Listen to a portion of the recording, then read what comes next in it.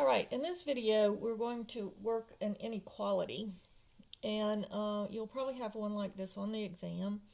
And I'm going to work this in the way that I would normally work this problem. And I'm going to do that by solving it by subtracting 5x, because we need to get the x's together. So there's two ways to do it. I'm going to do it both ways. And this way, I'm going to take the number that's smaller and I'm going to subtract it.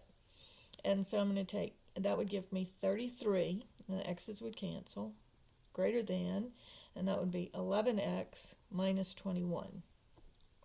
Then I need to add 21 to both sides, and that would give me 54 is greater than 11x, and then divide both sides by 11.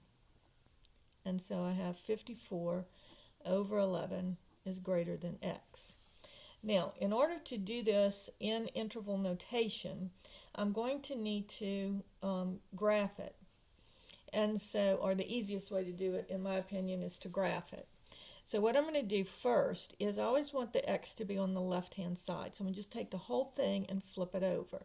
So instead of saying 54 elevenths is greater than x, I'm going to say x is less than 54 elevenths. So y'all can probably remember from grade school, the alligator wants to eat the bigger number. So here the alligator's eating the 54.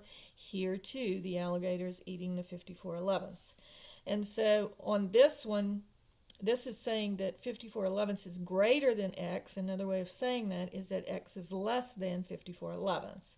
So now I have this as my problem. So here's 54 elevenths. And then I want to graph it in this direction. So my arrow is pointing in towards the left, and remember over here is negative infinity. Now when you write your answer in interval notation, remember you always go from left to right. So the answer is negative infinity to 54 elevenths, and this would be an open circle because there's no equal to sign, so this would be parenthesis. So on this one, make sure you don't do 54 elevenths comma negative infinity. You always have to go from left to right. So you start at negative infinity, you go to 54 elevenths. All right, now the other way to do this one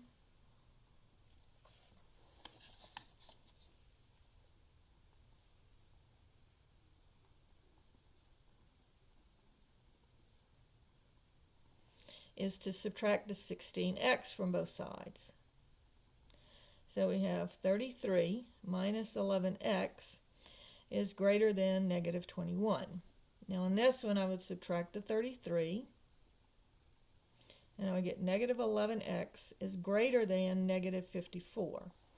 Now when I do it this way, notice that I'm going to divide both sides by negative 11. Well, when you divide by a negative number, you have to flip the inequality sign. So don't forget that. You have to flip that inequality. And so again, you're going to get x is less than, and here the two negatives would cancel, and I would get 54 elevenths.